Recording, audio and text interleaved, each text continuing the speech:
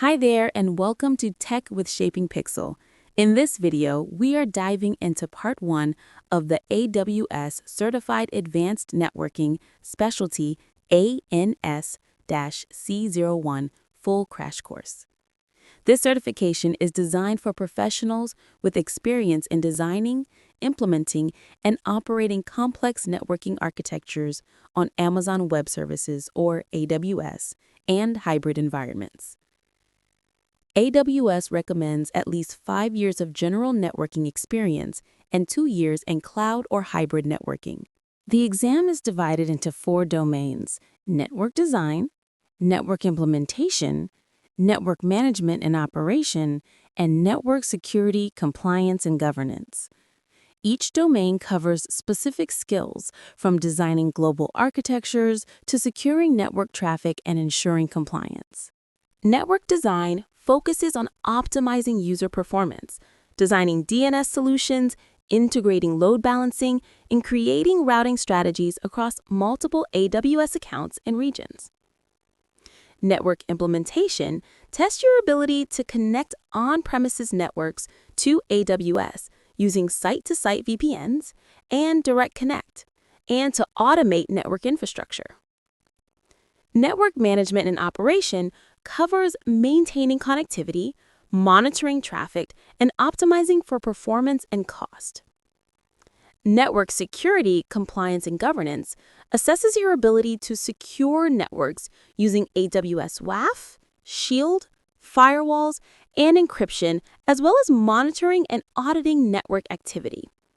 Apart from this crash course, cover the preparation question and answers from our YouTube channel at Tech with Shaping Pixel. Review the official AWS exam guide, understand each domain's requirements, and practice with AWS networking tools like CloudWatch, VPC Flow Logs, and Route 53. Good luck on your certification journey. AWS Networking and Virtual Private Cloud (VPC). Let's break down what a Virtual Private Cloud, or VPC, really is. In the world of AWS, or Amazon Web Services, a VPC is your own private section within the AWS cloud. Think of it as your personal, secure space in a massive digital environment. When you create a VPC, only your AWS account can access it by default. It is completely isolated from the millions of other VPCs created by customers around the globe. No one else can access your VPC, and you cannot access theirs, ensuring strong security and privacy. So, what can you do with a VPC? It allows you to deploy resources like compute power, storage, databases, and networking tools. This means you can build and launch your own solutions within the cloud, all inside your protected environment. Creating a VPC is straightforward. You simply give it a name and define an IP address range using something called a classless interdomain routing block, or CIDR block. By default, you can have up to 5 VPCs per region in your AWS account. Security is essential in Amazon Web Services, or AWS, especially when managing your virtual private cloud. 2 key components for controlling traffic are Network Access Control Lists, or NACLs, and security groups. NACLs, or Network Access Control Lists, act as virtual firewalls at the subnet level. They control both incoming and outgoing traffic for each subnet in your virtual private cloud. By default, a new subnet in AWS is associated with the NACL that allows all traffic, but this is not secure. It is best practice to configure NACLs to only permit the traffic you want. For example, in a public subnet hosting web servers, you might allow inbound HTTP on port 80 and HTTPS on port 443 from any source. All other inbound traffic would be denied by a default rule.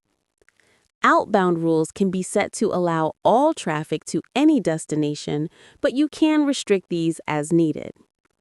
Remember, NACLs are stateless. This means return traffic must be explicitly allowed in both inbound and outbound rules. Security groups, on the other hand, control traffic at the instance level, providing another layer of protection for your AWS resources.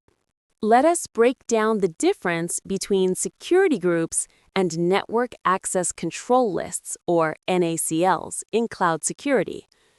Both filter traffic, but they operate at different layers and serve unique purposes.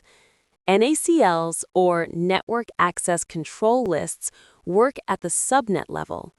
Imagine 3 private subnets, each with its own IP address range.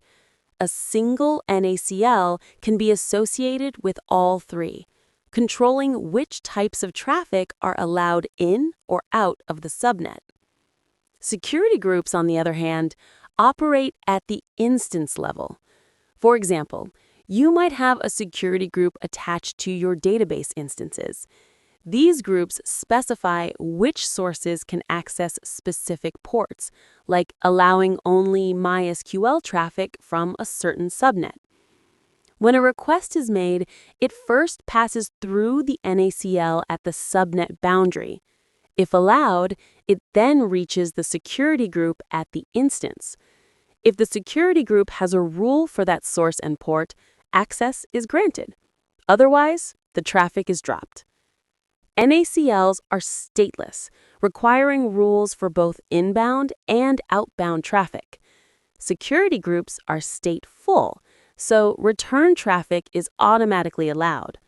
Together, they provide layered security for your cloud resources. Let us break down the role of a NAT gateway in a virtual private cloud, or VPC. Imagine a VPC with 2 subnets, one public, one private. The private subnet is where your application servers, like EC2 instances, live. But these servers need updates from the internet. Here is the challenge. Private subnets cannot access the internet directly. That is where a NAT gateway comes in. Placed in the public subnet, the NAT gateway gets a public elastic IP address. When your private EC2 instances need to download updates, their traffic is routed to the NAT gateway. The NAT gateway then forwards the request to the internet and brings the data back, keeping your private subnet isolated from direct internet exposure. A key security feature: the NAT gateway only allows outbound connections from within your VPC. It blocks any inbound traffic initiated from the internet.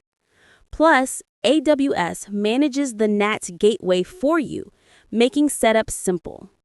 For high availability, you need a NAT gateway in each public subnet across different availability zones.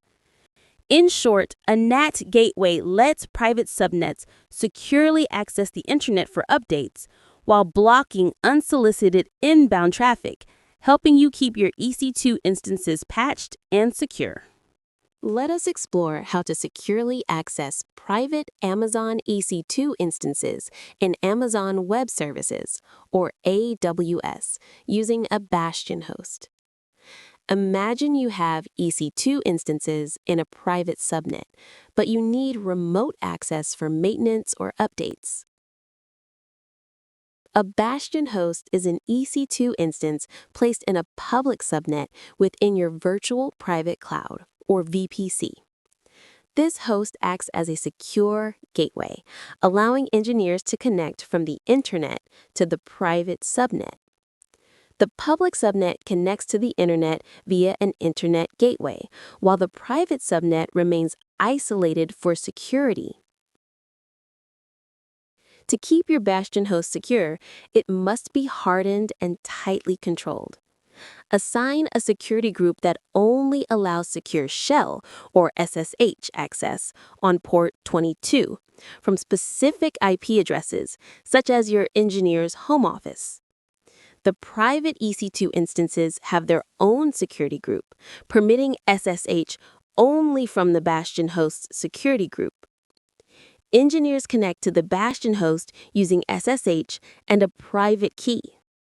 For best security, use SSH agent forwarding so private keys for the private instances stay on your local machine, never on the Bastion host. This keeps your environment secure. A virtual private network, or VPN, is a secure way to connect two remote networks over the Internet. In Amazon Web Services, or AWS, VPNs help link your on-premises data center to your virtual private cloud, or VPC. Imagine your VPC in AWS and your data center in another location. With a VPN, you can securely connect resources in your private subnet, like EC2 instances, to your on-premises network, even if your subnet has no direct internet access. On the AWS side, you attach a virtual private gateway to your VPC. In your data center, you set up a customer gateway, which can be hardware or software. The VPN tunnel is initiated from the customer gateway. Update your route tables so AWS resources know how to reach your data center. Security groups must also allow the right protocols, like SSH or RDP, from your data center's IP range. Direct Connect is another way to link your data center to AWS, but it does not use the public internet. Instead, it uses dedicated private infrastructure. Your data center connects to a Direct Connect location, which bridges your network to AWS. This setup allows access to both private VPC resources and public AWS services. VPC peering is a way to connect two virtual private clouds, or VPCs, so their resources can communicate securely. Unlike VPN connectivity or Direct Connect, which link your on-premises network to a VPC, VPC peering connects VPCs directly. Each VPC might contain resources like EC2 instances or databases.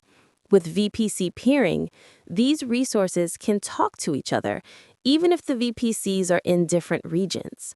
The connection itself is managed by Amazon Web Services, or AWS, making it highly resilient with no single point of failure or bandwidth bottlenecks. VPC peering is always a one-to-one connection. If you have 3 VPCs, each pair needs its own peering connection. Also, the IP address ranges, known as CIDR blocks, of the VPCs cannot overlap. If 2 VPCs share the same address range, peering is not possible. To set up peering, the owner of one VPC sends a request to another. Once accepted, both VPCs update their route tables to allow traffic. Security groups must also be updated to permit communication. VPC peering is a simple, robust way to connect VPCs for secure resource sharing. Just remember the one-to-one rule and avoid overlapping IP addresses. Let's break down AWS Transit Gateway, a powerful tool for simplifying network connectivity in Amazon Web Services, or AWS. As organizations grow, managing connections between multiple virtual private clouds, or VPCs, and remote locations becomes increasingly complex. Traditionally, VPC peering connects VPCs directly, but each connection is one-to-one. Imagine having 4 VPCs and 2 remote offices. To connect everything, you would need multiple VPC peering and VPN connections, quickly leading to a tangled web that is difficult to manage and scale. AWS Transit Gateway changes the game by acting as a central hub. Instead of creating individual connections between every VPC and remote location, each simply connects once to the Transit Gateway. Whether using VPN, Direct Connect, or VPC connections, all traffic routes through this single hub. Adding new VPCs or locations? Just connect them to the transit gateway and they can communicate with the entire network instantly. This approach streamlines network management, centralizes routing, and makes monitoring much easier. All network traffic and connectivity can be viewed and managed from one dashboard, saving time and reducing complexity. AWS Transit Gateway, the smarter, simpler way to connect your AWS infrastructure. Subnetting is the process of dividing a larger network, known as a CIDR block, into smaller, more manageable networks using different subnet masks. This allows you to segment your network and make better use of your available IP address space. For example, if you have a CIDR block of 10.0.0.0/16, you can split it into two subnets using a /17 mask. This creates two separate networks, 10.0.0.0/17 and 10.0.0.128.0/17. When creating an Amazon Web Services Virtual Private Cloud, or AWS VPC, you must specify a CIDR block. This defines the entire IP address space for your VPC. You can then create multiple subnets within this range, ensuring you have enough IP addresses for your resources. AWS reserves the first 3 host IP addresses in each subnet for internal use: the VPC router, AWS DNS, and future services. For example, in a subnet, addresses like 10.0.32.1 and .2 are reserved. If you need IPv6, AWS assigns a /56 IPv6 CIDR block from their pool rather than letting you choose your own range. Use online subnet calculators to help plan your network and ensure you allocate enough addresses for your needs. Why should we subnet our virtual private clouds, or VPCs? Subnetting is more than just a technical requirement. It is a strategic approach to organizing and securing your cloud infrastructure. By creating multiple subnets, you can logically divide your network. For example, you might have one subnet for databases, another for application servers, and a third for web infrastructure. This separation makes managing resources much easier and more efficient. Grouping similar resources in dedicated subnets enhances security. You can use network access control lists, or NACLs, to filter traffic at the subnet level. As one network engineer put it, "Does your house have more than one room? Each room serves a different purpose, just like subnets in your VPC," said a network engineer. Subnetting also lets you create both public and private subnets. Public subnets allow internet access, while private subnets are isolated from the internet, providing an extra layer of protection for sensitive resources. With multiple subnets, you can control routing for each group of resources and ensure high availability by deploying subnets across different availability zones. Subnetting your VPC brings structure, security, and flexibility to your cloud environment. Amazon Web Services Virtual Private Cloud, or AWS VPC, lets you create isolated networks in the cloud. Within a VPC, subnets divide your network into smaller segments, each with its own unique settings and controls. When you create a subnet in AWS, it comes with several important components. The summary section displays the subnet ID, a unique identifier, and its tag name. You will also see the IPv4 and IPv6 CIDR blocks, which define the subnet's address range. The VPC section shows which VPC the subnet belongs to, and the Available IPs field tells you how many addresses remain for your resources. Each subnet is tied to a single availability zone and cannot span multiple zones. Network Access Control Lists, or NACLs, are rule-based tools for controlling inbound and outbound traffic at the subnet level. NACLs are stateless, so you must specify rules for both directions. Rules are read in order, so careful numbering is important. By default, subnets use the VPC's default NACL, which allows all traffic. Subnets also include route tables, flow logs for monitoring traffic, and customizable tags for organization. The auto-assign public IP and IPv6 settings determine if new resources get public addresses automatically. Let us break down the key differences between public and private subnets in Amazon Web Services, or AWS.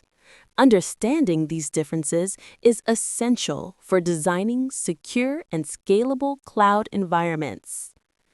A public subnet is defined by its ability to access the internet directly. To achieve this, you must first attach an internet gateway to your virtual private cloud, or VPC. The Internet Gateway is a managed AWS service that scales automatically and acts as your network's bridge to the outside world. Next, you need to update the subnet's route table. By adding a default route with a destination of 0.0.0.0/0 and targeting the Internet Gateway, your subnet becomes public. However, there is more to enabling internet access. Each instance in the public subnet must have a public Internet Protocol IP, or IP address. Additionally, the Network Access Control List, or NACL, must allow the necessary inbound and outbound traffic. Otherwise, connectivity issues may arise. By default, AWS does not automatically assign public Internet IP addresses to new instances. You can enable auto-assignment in the subnet settings or manually assign them as needed.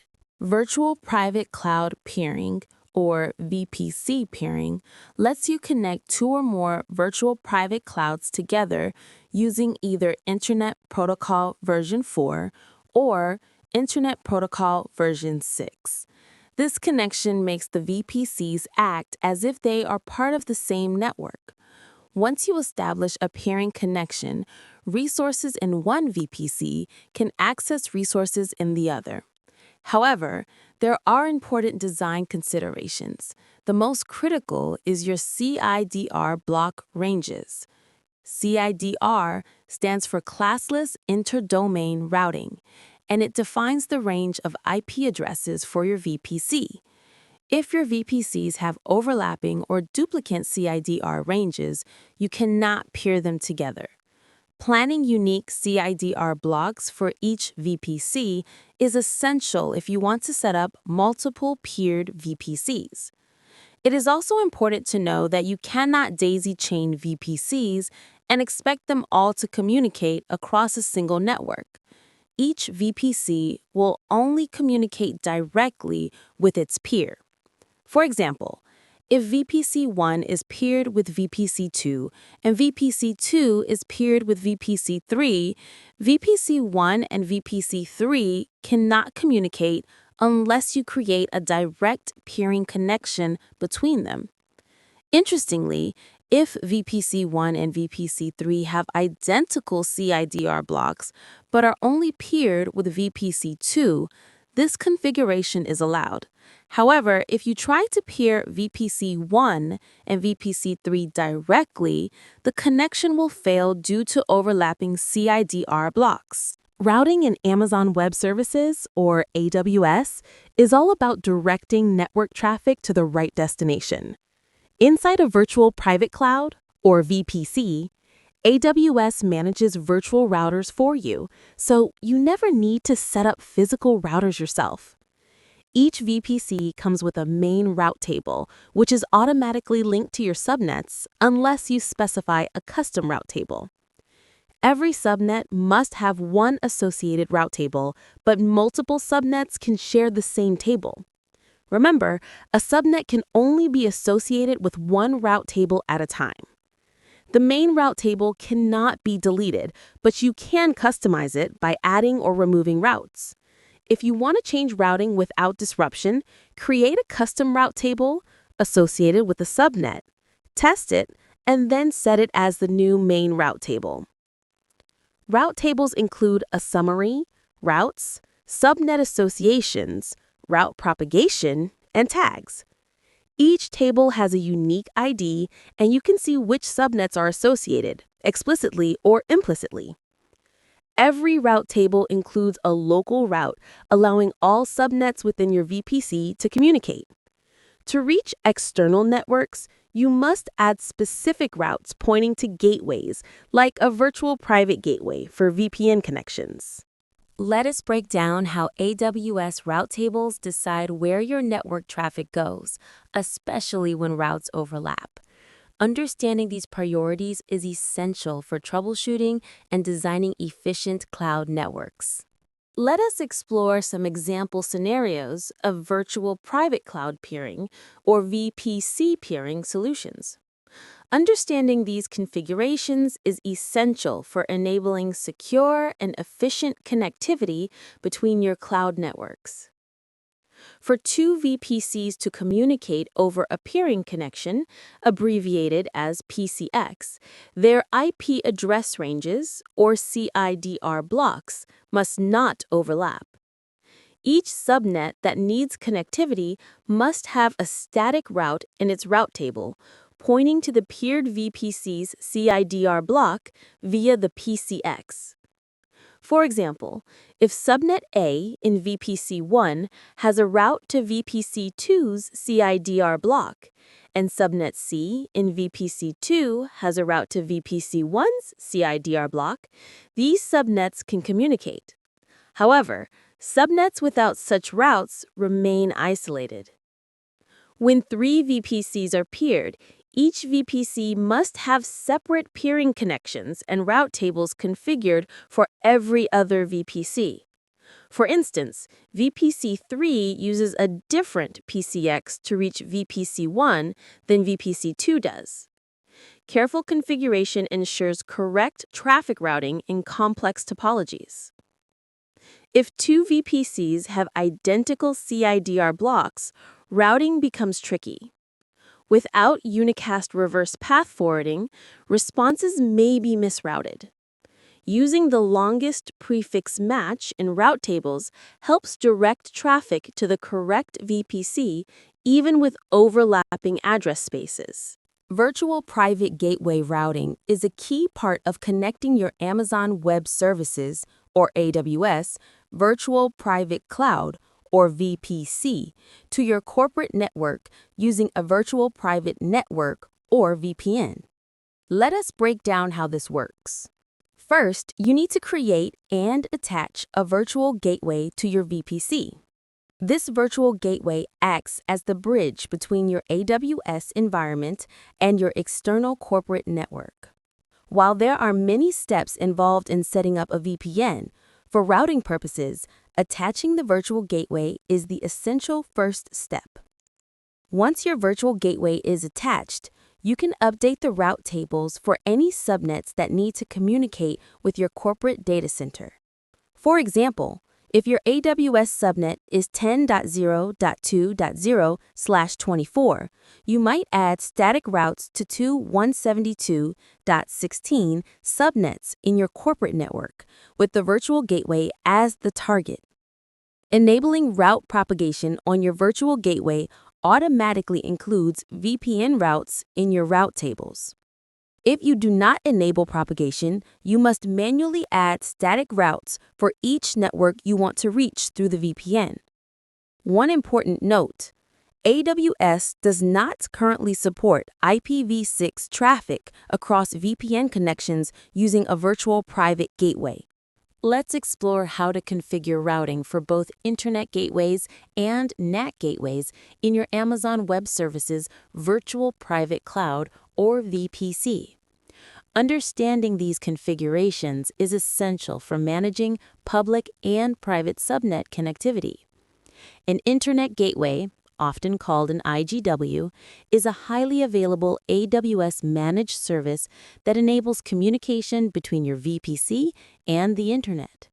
To make a subnet public, you attach an Internet gateway to your VPC and update the subnet's route table. Typically, you add a route with the destination of 0.0.0.0/0, which means all unknown traffic is sent to the Internet gateway. This catch-all route ensures your public subnet can reach the Internet. Routing for a network address translation, or NAT gateway, is a bit different. A NAT gateway allows instances and private subnets to access the Internet for tasks like operating system updates while blocking inbound Internet-initiated connections. The private subnet's route table points to the NAT gateway, which must reside in a public subnet. This setup keeps your private resources secure but connected. If you have multiple availability zones, deploy a NAT gateway in each one. Update private subnet route tables to point to their local NAT gateway. This ensures Internet access remains available even if one zone fails. Configuring routing for Internet and NAT gateways is key for secure, reliable VPC connectivity.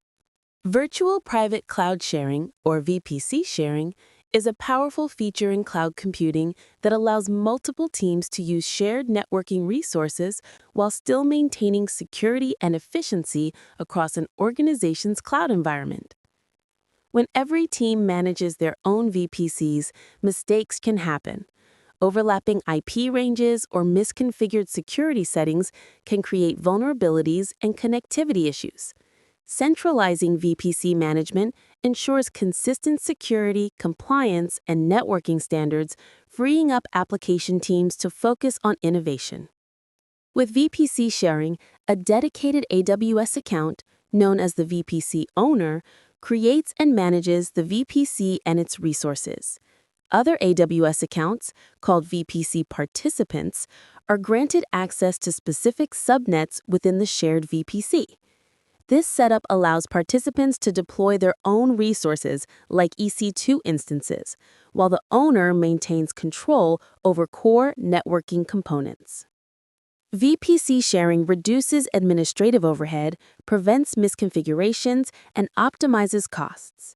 Best practice is to use a dedicated networking AWS account for creating, securing, and sharing VPCs, ensuring a robust and scalable cloud foundation.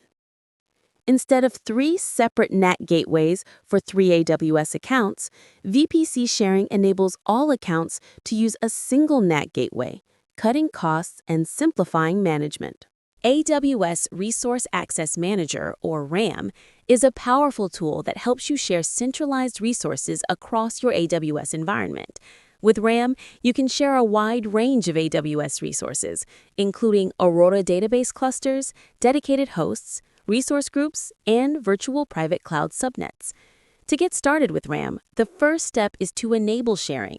You can do this easily through the Resource Access Manager console or by using the AWS Command Line Interface, or CLI. Once sharing is enabled, you can create a resource share. This involves naming your share and selecting the resources you want to share. For example, you might create a share called DevTeam1 and include 3 subnets from the same virtual private cloud. After selecting your resources, you assign permissions to control what others can perform on the shared resources. If you are satisfied with the permissions, you move on to identify the principals or users you want to share with. Selecting an organizational unit, or OU, allows sharing with all AWS accounts in that group. Finally, you complete the wizard, and the shared resources, such as the 3 subnets, will quickly appear in the virtual private cloud console of the selected AWS accounts, making collaboration seamless and efficient. Virtual Private Cloud Sharing, or VPC sharing, in Amazon Web Services allows multiple AWS accounts within the same organization to use a single VPC. This setup helps teams collaborate efficiently, but there are important rules and limitations to keep in mind. The VPC owner can only share VPCs with accounts in their own organization, and default VPCs in each region cannot be shared. Participants in a shared VPC must use their own security groups and cannot use the default security group or those created by others. While participants can create application and network load balancers and register their own targets, only the VPC owner can deploy gateway load balancers. Each participant is responsible for the resources they deploy, such as EC2 instances, RDS databases, or Redshift clusters. Participants are billed for their own deployed resources and for data transfer, including interavailability zone transfers, VPC peering, and AWS Direct Connect gateways. The VPC owner may incur charges for NAT gateway processing, virtual private gateways, and VPC endpoints. If a subnet is unshared, participants cannot create new resources there, but existing resources continue running. Participants can still manage their resources, and the VPC owner cannot delete the subnet until all resources are removed. Today, let's spotlight a powerful tool in your Amazon Web Services toolbox, the VPC Reachability Analyzer. Whether you are new to Amazon Web Services or a seasoned pro, this feature can save you time and frustration. In the past, diagnosing connectivity issues in cloud networking meant checking endless settings like security groups, elastic IP addresses, and internet gateways. Missing just one step could leave you stuck, searching for answers and losing productivity. The VPC Reachability Analyzer changes that. The VPC Reachability Analyzer lets you test connectivity between 2 points in your architecture. It starts at your chosen source, checks each network component along the path, and generates a report highlighting any issues. You can analyze connections between instances, VPN gateways, network interfaces, internet gateways, VPC endpoints, and even across VPC peering connections.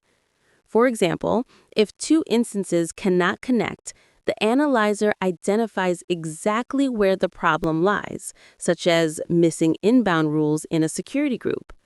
Fix the rule, rerun the analysis, and instantly see if connectivity is restored. At just 10 cents per run, it is affordable and efficient.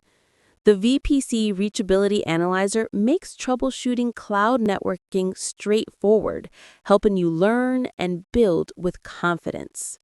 Let's break down elastic IP addresses, or EIPs, and why they matter for your AWS infrastructure. When you launch an EC2 instance, you can get a public IP address, but it is not persistent if you stop or restart the instance. An elastic IP address is a persistent, public IPv4 address you can allocate to your AWS account. Unlike standard public IPs, which change when you stop or start your instance, an EIP stays the same.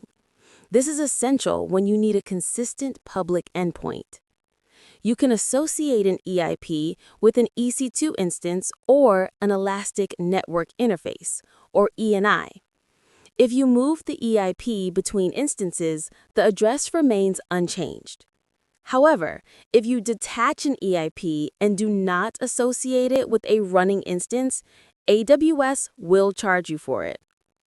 You cannot convert a regular public IP to an EIP. If you assign an EIP to an instance with a public IP, the original address is released. Always release unused EIPs to avoid unnecessary charges. Elastic IP addresses provide reliable, persistent public connectivity for your AWS resources, making them ideal for applications that require stable endpoints. Elastic Network Interfaces, or ENIs, are virtual network cards you can create and manage within your virtual private cloud, or VPC. ENIs let you add flexible networking options to your Amazon EC2 instances. Every EC2 instance starts with a primary network interface called ETH0, which cannot be removed. However, sometimes you need more than one network interface, such as when setting up a management network. In these cases, you can add a secondary ENI. To add a new ENI, go to the AWS Management Console, select Network Interfaces, and create one in your desired subnet. For example, you might create a management interface in a subnet like 10.0.3.0. Once created, attach it to your instance. Now your instance will have both ETH0 in the production subnet and ETH1 in the management subnet, allowing it to communicate across different networks. Detaching an ENI is simple. Select the interface and detach it. The ENI keeps its configuration, including its IP address, even after detachment. You can also delete the ENI if it is no longer needed.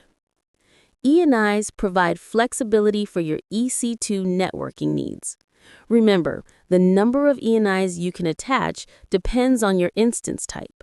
Use ENIs to connect instances to multiple subnets or networks as your architecture requires. If you want to boost your Amazon EC2 instance's network performance, enabling enhanced networking with the Elastic Network Adapter, or ENA, is the way to go. Let's explore how ENA can transform your cloud experience. The Elastic Network Adapter is a custom network interface designed to optimize network speeds for EC2 instances. With ENA, you can achieve network speeds of up to 100 gigabits per second on supported Linux compute instances. However, ENA is only available on certain EC2 instance types and requires Linux kernel versions 2.6.32 or 3.2 and above. Enhanced networking with ENA delivers higher bandwidth, increased packets per second performance, and lower latency. Best of all, these improvements come at no extra cost.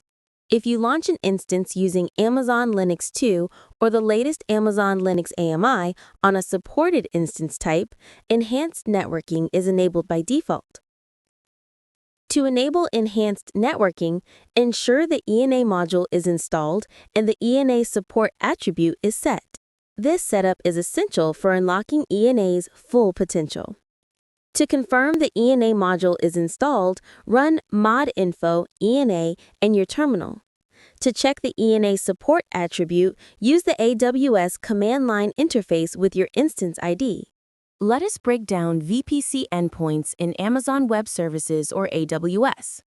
VPC endpoints let you privately access AWS services using the AWS internal network, so you do not need an internet gateway, NAT gateway, virtual private network, or direct connect connection. This keeps your data secure and off the public internet.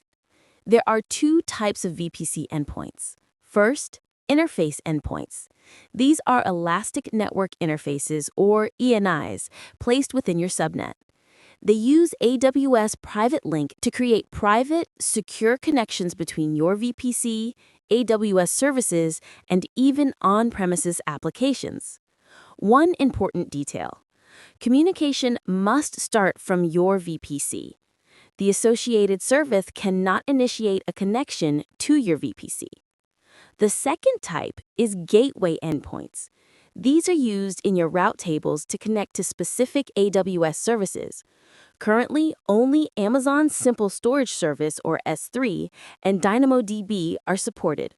When you create a gateway endpoint, you select which route tables to update, and AWS automatically adds the necessary routes. Note that gateway endpoints only work with IPv4. When you create an interface endpoint, AWS sets up a private DNS hostname. Your applications keep using the default service name, but now request route privately within AWS. No reconfiguration needed. AWS Global Accelerator is a global service designed to speed up and secure your user traffic. Instead of relying on the unpredictable public internet, it uses the AWS global infrastructure to route both UDP and TCP traffic to your applications more reliably and efficiently. With AWS Global Accelerator, you get two static Internet Protocol version 4 addresses linked to a domain name system name. These addresses serve as fixed entry points to your application, whether it is behind a load balancer, an Amazon Elastic Compute Cloud instance, or an Elastic IP address. You can map these addresses to multiple endpoints across different regions, boosting performance and availability. Global Accelerator intelligently routes requests using AWS's worldwide edge locations, always choosing the lowest latency path and avoiding unhealthy resources. This ensures high availability and seamless regional failover. You can control traffic distribution with traffic dials and assign weights to endpoints, making blue-green deployments and gradual rollouts straightforward. To set up, create your accelerator. Choose your Internet Protocol version 4 addresses. Add listeners for your desired protocols and ports. Configure endpoint groups by region, and register your endpoints. Health checks keep your application reliable, and changes can be made without updating your static addresses or domain name system name.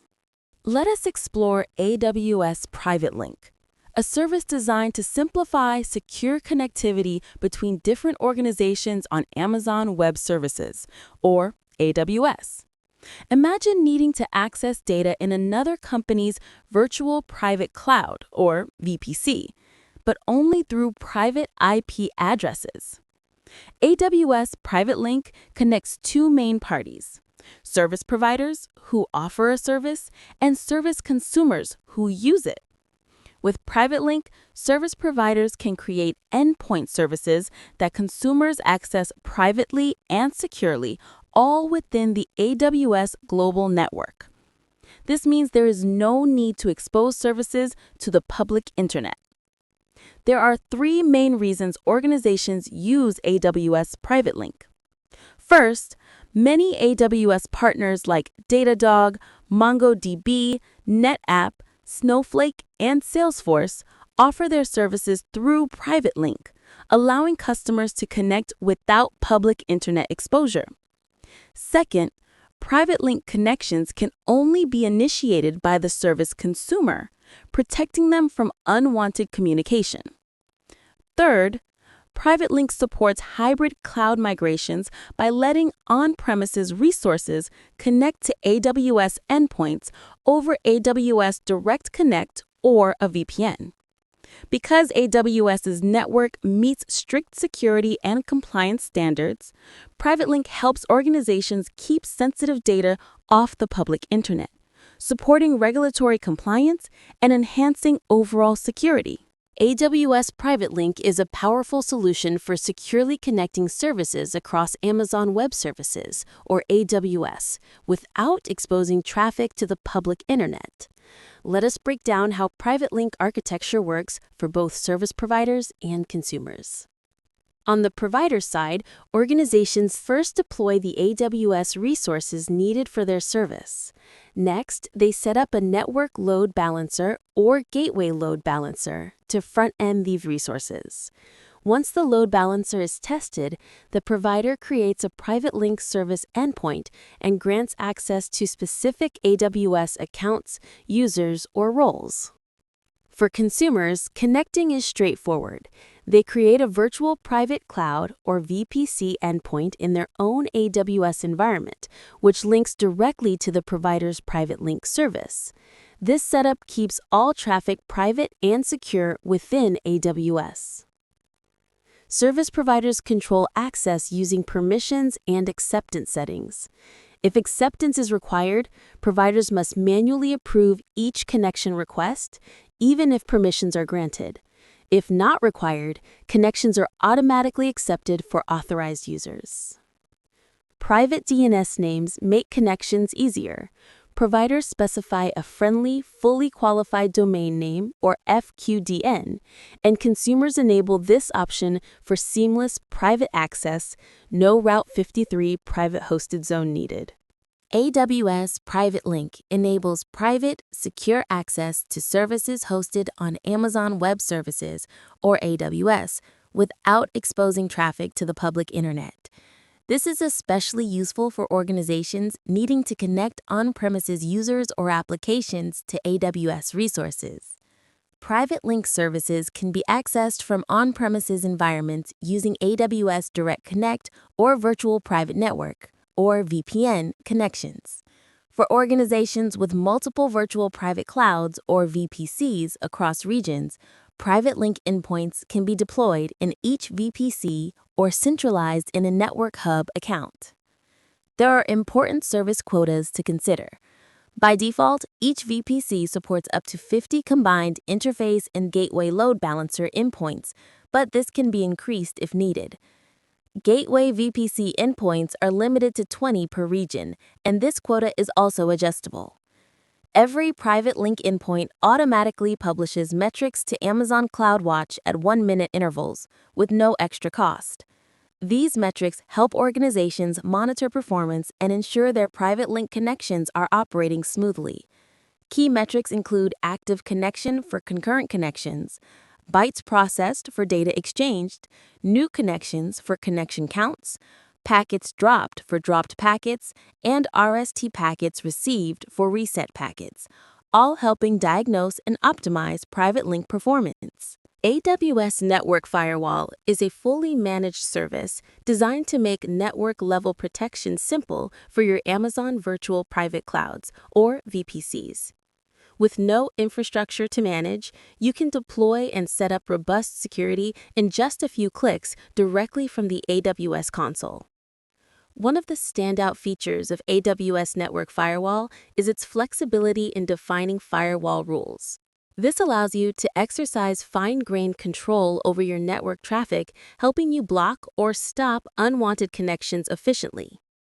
You can even import existing rules written for common open-source platforms, making it easy to leverage your current security investments. AWS Network Firewall supports integration with third-party intelligence feeds, including those from AWS partners. For centralized management across your AWS organization, it works seamlessly with AWS Firewall Manager. This integration ensures you can manage all your network firewalls efficiently, regardless of your deployment model. Technical use cases for AWS Network Firewall include inspecting traffic between VPCs, filtering outbound traffic, securing AWS Direct Connect and VPN traffic, and filtering internet-bound traffic. This makes it a versatile solution for a wide range of network security needs within AWS environments. AWS Network Firewall comes packed with powerful features designed to secure your cloud environment. Let's break down the key capabilities that make this service a robust choice for network protection. First, AWS Network Firewall is fully managed, highly available, and automatically scales to meet your needs. With a Service Level Agreement, or SLA, guaranteeing 99.99% uptime, you can trust your firewall to be reliable and resilient. Next, AWS Network Firewall offers granular policy controls through its stateful firewall, web filtering, and intrusion prevention system, or IPS. The stateful firewall remembers session connections, enabling precise filtering beyond just TCP and UDP traffic. Web filtering supports both unencrypted and encrypted traffic using Server Name Indication, or SNI. The intrusion prevention system inspects real-time network traffic at the application layer, protecting against vulnerabilities and brute force attacks. Central management and visibility are built in. You can manage security policies across all your applications, virtual private clouds, or AWS organizations with aggregated compliance views, automated remediation, and detailed alerts and flow logs for every traffic event. Rule management is flexible, supporting both in-house and third-party rules. AWS Network Firewall integrates with a diverse ecosystem of partners, allowing you to leverage managed threat intelligence feeds and send security event data to third-party analytics solutions. With these features, AWS Network Firewall delivers comprehensive, customizable, and scalable protection for your cloud workloads. When it comes to securing your AWS environment, understanding the differences between firewalls, security groups, and network access control lists is essential. Each tool serves a unique purpose in protecting your cloud resources. Security groups, often called SGs, act as virtual firewalls for AWS instances. They are not limited to just EC2 instances, but also protect AWS managed services that use instances behind the scenes. Security groups allow you to set detailed rules for both inbound and outbound traffic. By default, all outbound traffic is permitted, but you can restrict specific types if needed. Security groups are stateful, meaning if outbound traffic is allowed, the corresponding inbound response is automatically permitted. Network access control lists, or NACLs, operate at the subnet level, protecting the network rather than individual instances. NACLs help manage access to public and private subnets within a virtual private cloud, or VPC. They use a different set of rules and, by default, allow all traffic. However, NACLs can be complex for those unfamiliar with them. AWS Network Firewall offers advanced protection for your VPC network traffic. It supports alerting, logging, application traffic handling, and integrates with AWS Web Application Firewall and AWS Shield through AWS Firewall Manager. Choose AWS Network Firewall for comprehensive management, or use NACLs for simpler, set-and-forget VPC security. Understanding these tools helps keep your AWS environment secure. Let's explore the three most common AWS Network Firewall deployment models: distributed, centralized, and a combined approach. Each model offers unique benefits and trade-offs, depending on your organization's security needs and network architecture. In the distributed model, AWS Network Firewall is deployed into each individual virtual private cloud, or VPC, that requires protection. Each firewall can have its own policy or share a common set of roles. This approach limits misconfiguration risks, but increases management overhead and cost, as every VPC needs its own firewall. The centralized model routes all network traffic through a single VPC for inspection. This requires an AWS Transit Gateway, which acts as a network hub connecting VPCs and on-premises networks. Centralized deployment simplifies management, but introduces a medium risk of misconfiguration and a different cost structure. The combined model uses both distributed and centralized approaches. Firewalls are deployed in individual VPCs and a central inspection VPC. This model supports both VPC to VPC and VPC to internet traffic flows, offering flexibility and low risk of misconfiguration. Consider traffic flow support, prerequisites, management complexity, source IP visibility, and cost when choosing a deployment model. AWS Network Firewall is highly available and scalable, but always deploy endpoints only where needed. As your cloud networks expand, managing security across multiple environments can quickly become overwhelming. That is where AWS Firewall Manager steps in, offering a centralized way to simplify and streamline network security, especially when working with AWS Network Firewall deployments. AWS Firewall Manager lets you manage firewall rules and security policies across all your accounts and applications, fully integrated with AWS organizations. With just a few clicks, you can update rules, respond to security events, and ensure consistent protection everywhere. This tool is not limited to AWS Network Firewall, but for our focus, it makes deploying and managing AWS Network Firewall much easier. As your team faces the challenge of maintaining security and compliance controls, AWS Firewall Manager brings everything together, from auditing to remediation, making large-scale management efficient and less daunting. Before deploying AWS Firewall Manager, there are a few prerequisites. Your company must be part of an AWS organization with all features enabled. You need to delegate one AWS account as the firewall administrator. AWS Config must be enabled for all accounts to detect new resources, and AWS Resource Access Manager should be active to modify firewall configurations. With AWS Firewall Manager, network security becomes simpler, more scalable, and easier to manage, empowering your team to stay secure as your cloud environment grows. When designing your cloud architecture, understanding inter- and intra-regional communication is essential. These concepts determine how your resources interact within a region and across different regions in Amazon Web Services, or AWS. Intra-regional communication happens when traffic stays within a single region. For example, if you deploy two EC2 instances in different subnets but within the same region, they can communicate automatically. This traffic remains encrypted and travels on the AWS backbone, even if it crosses data centers within that region.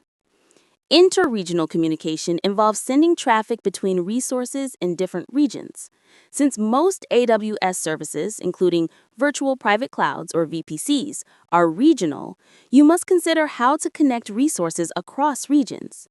This often requires additional configuration in resources. Sometimes you need to deploy resources in multiple VPCs for reasons like isolation or multi-region deployments. By default, VPCs cannot communicate with each other. To enable communication, you can use VPC peering, transit gateways, or customer-managed site-to-site virtual private networks, or VPNs. VPC peering and transit gateways keep your traffic on the AWS backbone, enhancing security. Customer-managed site-to-site VPNs route traffic over the internet but offer more control over security protocols. Most organizations use a mix of these options. Virtual Private Cloud Peering, or VPC peering, is a powerful way to connect two VPCs, whether they're in the same AWS region or across different regions. It creates a single routing domain for seamless communication. While site-to-site virtual private networks, or VPNs, can also connect VPCs, they come with significant drawbacks. You must manage at least one virtual appliance, ensure its high availability, and pay for its operation. Plus, your data travels over public networks, increasing risk and potential delays. VPC peering eliminates most of these issues. There's no device to manage, no single point of failure, and no bandwidth bottlenecks. Traffic always stays on the secure AWS backbone and is encrypted. There is no charge for the peering connection itself, only for data transferred. Remember, VPCs must have non-overlapping IP ranges to peer. Peered VPCs are non-transitive, so direct connections are needed between each pair. Peered VPCs cannot share internet or virtual private gateways.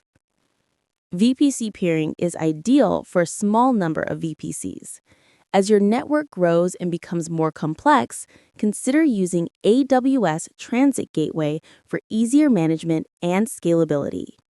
Transit gateways are a powerful alternative to virtual private cloud peering, or VPC peering, for connecting multiple VPCs. Instead of creating individual peering connections, each VPC attaches to a central transit gateway, forming a hub-and-spoke network design. Transit gateways operate as a regional service. For example, VPCs in the EU West 2 region must connect to a transit gateway in that same region. To enable communication between VPCs in different regions, you can peer transit gateways across regions, allowing seamless inter-regional connectivity. Using a transit gateway offers several advantages over VPC peering. You can share site-to-site VPN or direct connect connections and a single route to the internet. Transit gateways are highly scalable, supporting up to 5,000 attachments per gateway compared to just 50 with VPC peering. However, transit gateways come with higher costs. You are charged per hour for each attachment and for every gigabyte of data processed. Despite this, data between VPCs attached to a transit gateway remains on the Amazon Web Services backbone. Transit gateways support multiple route tables, giving you granular control over traffic flow. They also enable equal-cost multipath routing for active-active on-premises connectivity and support software-defined wide-area network connections using AWS Transit Gateway Connect. When your resources in an Amazon Web Services virtual private cloud or AWS VPC need to connect to services like Amazon S3 or DynamoDB, they often use public endpoints. This means your data travels over public networks, which can be less secure. Gateway endpoints offer a solution for Amazon S3 and DynamoDB. When you set up a gateway endpoint, a new route is added to your VPC's route tables. Any traffic matching the destination prefix list, such as PL7CA54015, is securely routed through the AWS backbone, keeping your data off public networks. For other AWS services and third-party connections, interface endpoints are used. These create elastic network interfaces, or ENIs, in your subnets. Traffic is routed directly to the ENI's IP address, providing secure private connectivity within your VPC. Gateway endpoints are free, but interface endpoints incur hourly and per gigabyte charges. Gateway endpoints are only accessible within the VPC, while interface endpoints can be accessed from any source that can route traffic to the subnet. You can also advertise your own services through the AWS backbone. By creating an endpoint service, you control which AWS accounts, IAM users, or roles can connect, ensuring secure and private access for your customers.